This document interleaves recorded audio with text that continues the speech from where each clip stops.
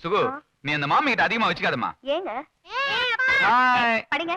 அப்பாவா உடனே பறந்துருவீங்களே, ஏங்க அவங்க கிட்ட வச்சுக்க வேணான்றீங்க? இல்ல, அவளுங்க தாங்க தான் பெரிய அறிவாளிங்க, மத்தவங்க எல்லாம் முட்டாள நினைச்சு மட்டம் தட்டி பேசிட்டு இருப்பாங்க. சி அந்த மாமி அப்படி கிடையாதுங்க, ரொம்ப தங்கமானவங்க. அதை விட அவங்க வீட்டுக்காரர் இருக்காரு பாருங்க, ரொம்ப ரொம்ப நல்லவருங்க.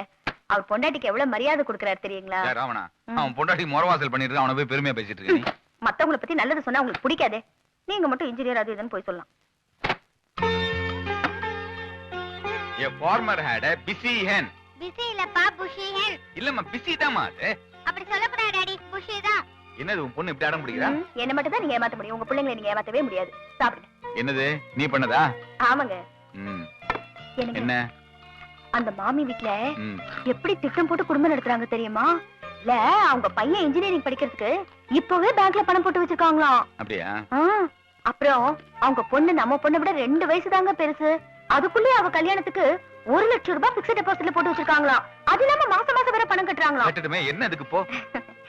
ஏங்க அட்ரஸ் அப்படியே இருக்கு, சாப்பிடுங்க, சாப்பிட்டுட்டே பேசலாமே. அது மட்டும் இல்லைங்க, மாமி தாம்பரத்துல 2 கிரவுண்ட் வாங்கி போட்டிருக்காங்களாம். இன்னும் 2-3 வருஷத்துல வீடு கட்டிட்டு அங்கேயே குடி போயிடுவாங்களாம். இப்ப என்ன சொல்ற நீ? ஏங்க சமைக்கிற நேரம் போக நான் வீட்டுல சும்மா தானே இருக்கேன், கேக்குறல சொல்லுங்க. ஆமா, அதனால மாமி கம்பெனில வேலைக்கு ஆள் எடுக்கிறாங்களாம். மாமியும் சேர்த்து விடுறேன்னு சொல்லிட்டாங்க. வேலைக்கு போனா எப்படியும் மாசம் 2000 ரூபாய் கிடைக்குங்க.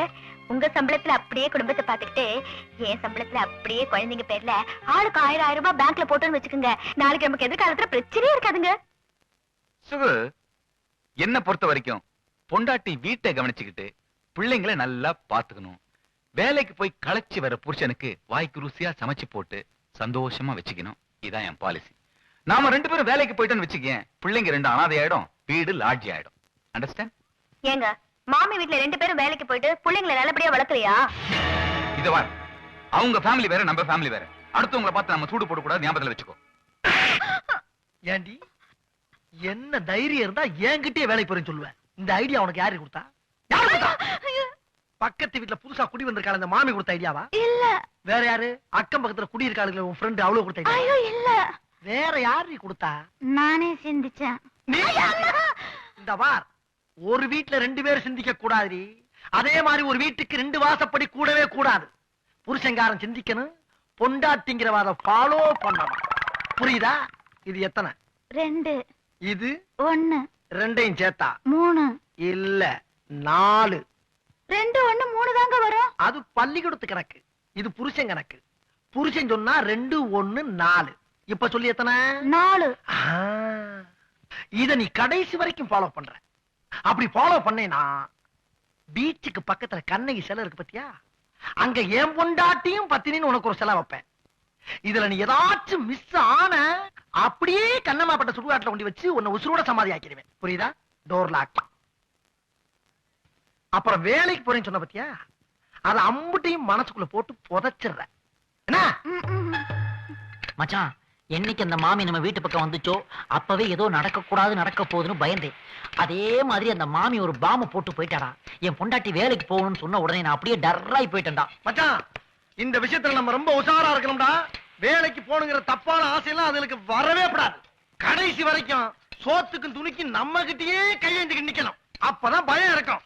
தப்பி தவறி வெளியே போய் 10-5 சம்பாதிக்க ஆரம்பிச்சுட்டாளுங்க, நம்ம மேல இருக்க மரியாதையே போயிடும். அட மரியாதையை விடுறா, முதலுக்கே மோசமா போச்சுன்னா. மச்சான், இனிமே மாமி நம்ம வீட்டு பக்கம் வர்றதோ இல்ல நம்ம பொண்டாட்டிய அவ ஏரியா பக்கம் போறதோ நடக்கவே கூடாது. அதை நான் பாத்துக்கிறேன். மச்சான், நீங்க தேவையில்லாம பயந்துட்டு இருக்கீங்க. நம்ம பொண்டாட்டிங்க நம்ம மீறி வேலைக்கு போக மாட்டாளுங்கடா. அப்படிப்பட்ட எண்ணம் உங்களுக்கு கிடையாது. அப்படிங்கிற? ஆமாண்டா மச்சான், நம்ம 3 பேரும் ஊரை சுத்தி கடனை வாங்கி வச்சிருக்கோம். 10வது குழந்தைங்க பீஸ் வேற கட்டாம விட்டோம். அந்த பயத்துல தான் அவளுக்கு வேலைக்கு போகணும்னு நினைச்சிருக்காங்க. என்னடா சொல்ற? ஆமா மச்சான், நமக்கு போனஸ் வந்து எல்லா கடனையும் அடைச்சிட்டேன்னு வச்சுக்கேன், வேலைக்கு போனோன்ற எண்ணமே அவளுக்கு வராதுடா. போச்சு போச்சு, எல்லாமே வாடங்க. இங்க வந்து நில்லு. அதனால அந்த நல்ல விஷயம் பேசும் போது போச்சு போச்சு அபசகன மாதிரி அறிவு இல்லாம அடிக்கலையா? நமக்கெல்லாம் 3 மாசம் போனஸ் தரேன்னு சொல்லிருந்தாங்கல்ல, அது இப்ப இல்லையா? போனஸ் இல்லையா? டேய், என்னடா சொல்ற? போனஸ் இல்லையா? கையடியா. நம்ம யூனியன் லீடருக்கும் முதலாளிக்கும் நடந்த பேச்சுவார்த்தை முடிஞ்சு போச்சு. போனஸ் இல்லைன்னு சொல்லிட்டு முதலாளி ஃபாரின் போயிட்டாரு. சார், எங்க வீட்டுக்காருக்கு எப்படி இன்னைக்கு போனஸ் கிடைச்சிடும் சார். நாளைக்கு கண்டிப்பா ஃபீஸ் கட்டிடுறோம் சார். ஆமா சார், நாளைக்கு கட்டிடுறோம் சார். இந்த பாருங்கம்மா, ஏற்கனவே உங்க 2 பேருக்கும் 10 நாளைக்கு மேல டைம் கொடுத்தாச்சு. இனிமே கொடுக்க முடியாது. சார் இந்த ஒரு தடவை நோ மட்டும். எக்ஸ்கியூஸ். தயவு செஞ்சு பசங்களை கூட்டு வெளியே போங்க. ஒவ்வொரு மாசமும் இதே வேலையா போச்சு. சார் சார் சார் சார்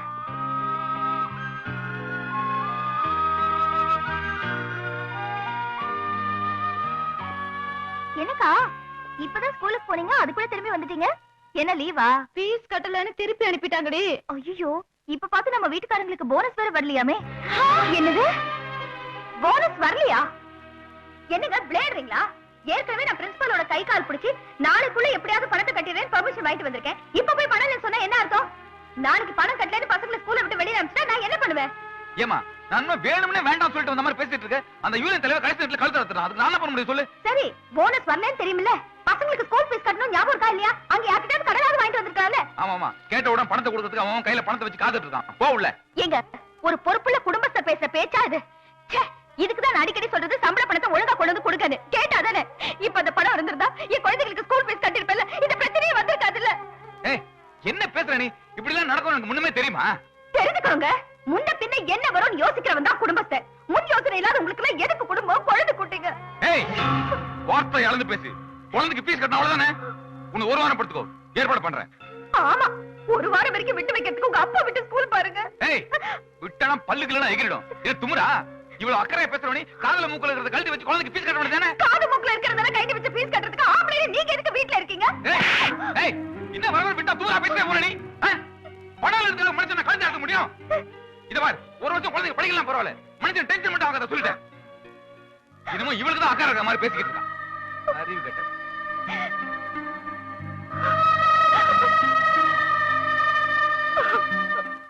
ஏமா, குழந்தைங்க படிப்பு விஷயத்துல இவ்வளவு பொறுப்பு இல்லாம இருக்கலாமா? சாப்பிடுற சாப்பாட்டுல ஒரு வேளை குறைச்சுக்கிட்டாவது ஃபீஸ கட்டியே ஆகணும். நாங்க என்ன சார் பண்றது? எங்க வீட்டுக்காரங்க போனஸ் வரும்னு சொன்னாங்க, அதை நம்பி ஏமாந்துட்டோம். சார் எதுவோ ஒண்ணு மட்டும் ஞாபகம் வச்சுக்கங்க, குழந்தைங்களுக்கு படிப்பு மட்டும் இல்லைன்னா அவங்களுக்கு எதிர்காலமே எல்லாம் போயிடும். சரி, மாமியை மட்டும் வாங்கி தரேன்.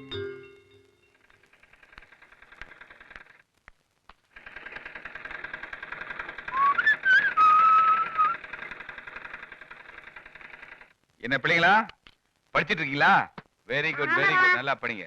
அம்மா ஃபீஸ் எல்லாம் கட்டிருப்பாங்களே? ஆமா, அப்படியே நீங்க நோட் நோட்டா கொண்டு வந்து என் கையில கொடுத்தீங்க பாருங்க, அதை வச்சு ஃபீஸ் கட்டிட்டேன்.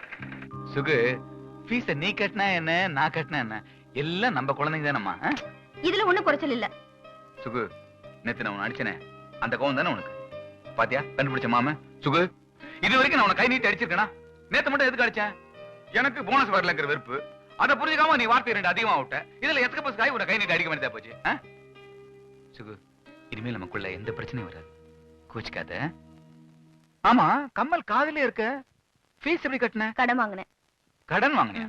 4000 சம்பளம் வாங்குற எனக்கே இவனை 10 பைசா கடன் கொடுக்க மாட்டேங்கிறான். உனக்கு யார் கொடுத்தது? நம்பிக்கையா நடந்துட்டா எல்லாரும் பணம் கொடுப்பாங்க. பக்கத்து வீட்டு வாத்தியார் கொடுத்தாரு. பக்கத்து வீட்டு வாத்தியார் கொடுத்தாரா? அவங்கள்ட்ட எதுக்கு போய் வாங்கின நீ? ஏன், அவர்கிட்ட வாங்கினதுல என்ன தப்பு? ஏய், அவன் பொண்டாட்டி வேலைக்கு அனுப்பிச்சு சம்பாதிக்கிற, அவங்கள்ட்ட எதுக்கு வாங்கின? ஓஹோ, பொண்டாட்டி வேலைக்கு அனுப்பிச்சு சம்பாதிச்சா அது தப்பா? ஏங்க, இப்படி வெட்டி கௌரவம் பாக்குறதுனாலதான் நாம இன்னும் வளராம இப்படியே இருப்போம். இத பாருங்க, வாத்தியார் ஒண்ணும் உங்களை விட எந்த விதத்திலயும் குறைஞ்சவர் இல்ல. அவர் நல்லா படிச்சவரு, நல்ல உத்தியோகத்துல இருக்காரு, நல்லா சம்பாதிக்கிறாரு. இது எல்லாத்தையும் விட அவர் பொண்டாட்டிக்கு நல்ல மரியாதை கொடுக்கறவரு. அதை ஞாபகம் வச்சுக்கோங்க. என்ன கேட்காம அந்த வாத்தியாண்ட கடை வாங்கினது முதல் தப்பு.